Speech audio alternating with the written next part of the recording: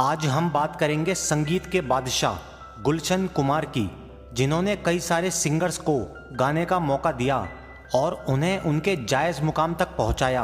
आपने T series company का नाम ज़रूर सुना होगा। इस कंपनी के जन्मदाता गुलशन कुमार ही हैं। एक समय था जब फिल्म इंडस्ट्री में गुलशन कुमार का ही डंका बजा करता था। जिस मूवी में टी सीरीज कंपनी के गाने होते थे तो फिल्म रिलीज होने से पहले ही ये मान लिया जाता था कि फिल्म सुपरहिट होगी ही, क्योंकि उस फिल्म में टी सीरीज के गाने हैं। और असल में ऐसा होता भी था। टी सीरीज के गाने इतने शानदार और ज़बरदस्त होते थे कि पूरी फिल्म सिर्फ गानों की वजह से ही सुपरहिट हो जाया करती थी। फिर चाहे फिल्म की कहानी या फिर हीरो हीरोइन कैसे भी हों। मत रो मेरे दिल, चुप हो जा, हुआ सो हुआ। मगर गुलशन कुमार के संगीत की वजह से फिल्म सुपरहिट हो ही जाती थी। मगर बेहद दुख की बात यह है कि गुलशन कुमार आज इस दुनिया में मौजूद नहीं हैं। आज हम गुलशन कुमार की लाइफ के बारे में जानेंगे कि कैसे गुलशन कुमार ने इतनी तेजी से नाम और शोहरत कमाई और किस तरह से ये इंसान अचानक दुनिया छोड़कर चला गया। तो चलिए जानते हैं गुलशन कुमार की ज़िंदगी के बारे में बिल्कुल शुरुआत से। गुलशन कुमार का जन्म 5 मई 1951 में नई दिल्ली में हुआ था। गुलशन कुमार का एक छोटा भाई भी था। गुलशन एक मिडिल क्लास फैमिली से थे और गुलशन के पिता की दिल्ली के दरियागंज में फलों की दुकान थी। गुलशन भी इसी दुकान में अपने पिता का हाथ बटाते थे। लेकिन गुलशन के मन में कुछ अलग करने की इच्छा हुई। फिर गुलशन ने गानों के सस्ते कैसेट्स बेचना शुरू किया। दरअसल उस वक्त गानों के कैसेट बहुत महंगे मिला करते थे, इसलिए गुलशन कुमार ने सस्ते कैसेट बेचना शुरू किया ताकि लोग अपने मनपसंद के गाने सुन सकें और उन्हें महंगा ना पड़े। गुलशन कुमार का ये आइडिया सफल हुआ और काम भी खूब चल पड़ा। बढ़ते हुए काम को देखते हुए गुलशन कुमार ने दिल्ली के नज़दीक नोएडा में ही अपनी खुद की कंपनी खोली, जिसका नाम था सुपर कैसेट्स। इस कंपनी में बहुत ही सस्ते कैसेट बनाए जाते थे जो लोगों को बेहद सस्ते पड़ते थे। गुलशन कुमार की ये कंपनी खूब चलने लगी और गुलशन ने इस कंपनी से खूब सारा पैसा कमाया। इसके बाद गुलशन अपने व्यापार को और बढ़ाने के लिए मुंबई की तरफ निकल पड़े। मुंबई में गुलशन ने टी सीरीज नाम से कंपनी शुरू की। गुलशन कुमार ने मुंबई में अब फिल्मों में अपना संगीत देना शुरू किया। साल 1989 में आई फिल्म लाल दुपट्टा मलमल का में गुलशन कुमार ने म्यूजिक दिया। ये फिल्म तो कुछ खास नहीं चली, लेकिन इस फिल्म के गाने सुपरहिट हो गए। फिर साल 1990 में फिल्म आशिकी में भी गुलशन कुमार की कंपनी टी सीरीज ने ही म्यूजिक दिया। ये फिल्म गानों की वजह से ही सुपरहिट साबित हुई। अब तेरे बिन जी लेंगे हम, जहर जिंदगी का। इस फिल्म का एक एक गाना बेहद शानदार था। हर घर, हर गली, हर चौराहों पर आशिकी के गाने बजने लगे। सांसों की जरूरत है जैसे जिंदगी के लिए, बस एक सनम चाहिए आशिकी के लिए। इसके बाद 2 मूवी और आई जिसका नाम था बाहर आने तक और जीना तेरी गली में।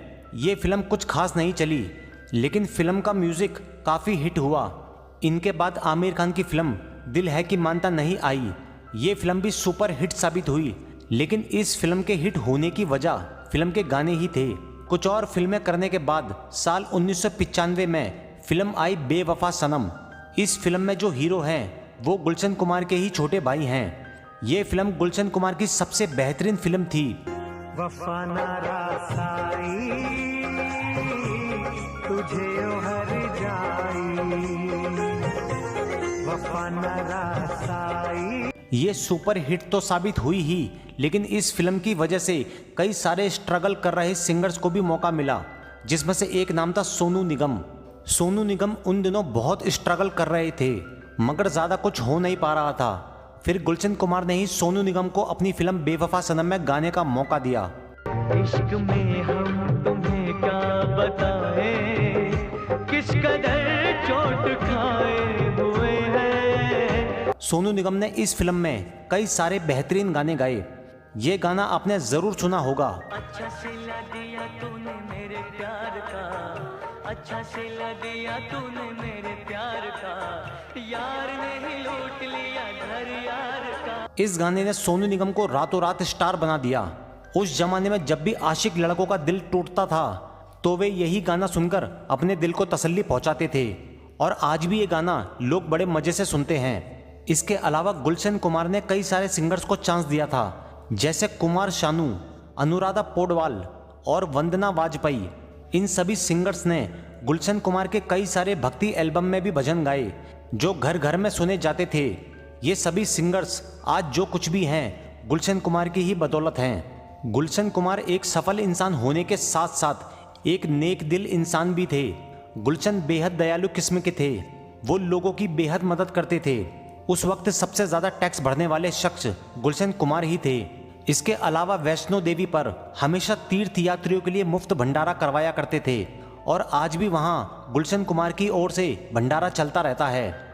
उस समय 60% से भी ज़्यादा म्यूजिक और गाने फिल्म इंडस्ट्री को गुलशन कुमार की कंपनी टी सीरीज ही उपलब्ध करवाती थी।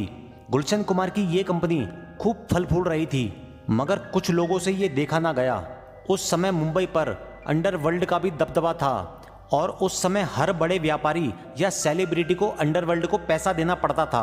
अंडरवर्ल्ड का खौफ इतना था कि जो अंडरवर्ल्ड की बात मानता था बस वही मुंबई में जिंदा रह सकता था और व्यापार कर सकता था, और जो नहीं मानता था वो अपनी जान से हाथ धो बैठता था।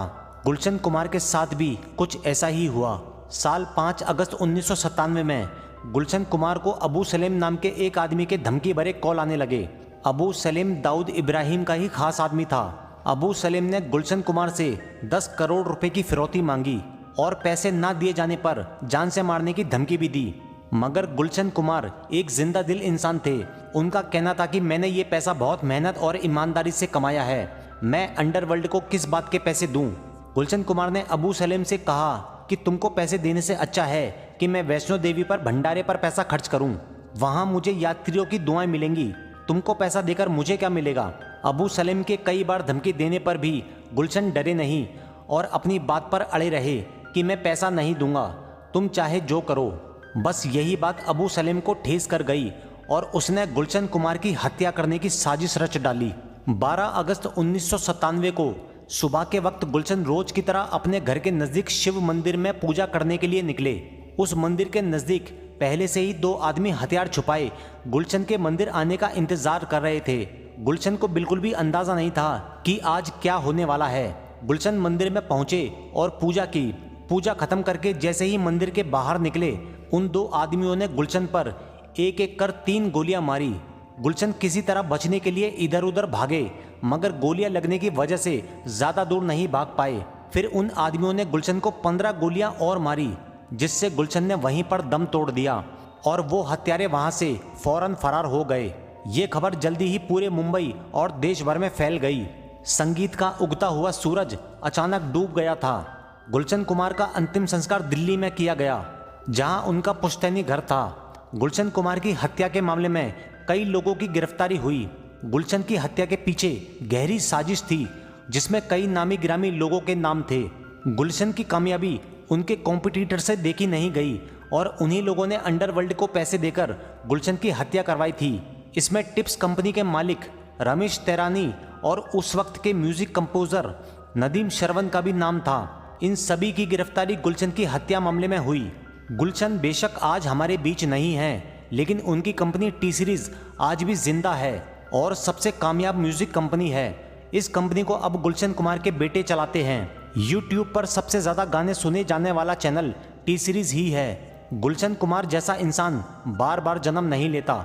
गुलशन कुमार की ज़िंदगी से एक सीख ये लेनी चाहिए कि कामयाबी की सीढ़ियाँ चढ़ते वक्त हमें हमारे दुश्मनों का भी ध्यान रखना चाहिए और उन्हें कभी भी नज़रअंदाज नहीं करना चाहिए, क्योंकि कभी ना कभी वो आपको बर्बाद करने की कोशिश ज़रूर करेंगे। तो ये थी गुलशन कुमार की ज़िंदगी की कहानी। उम्मीद है आपको ये वीडियो ज़रूर पसंद आई होगी, और अगर आपको भी गुलशन कुमार के गाने पसंद हैं तो इस वीडियो को लाइक और चैनल को सब्सक्राइब ज़रूर करना। तो मिलते हैं अगली वीडियो में, तब तक के लिए goodbye, best of luck.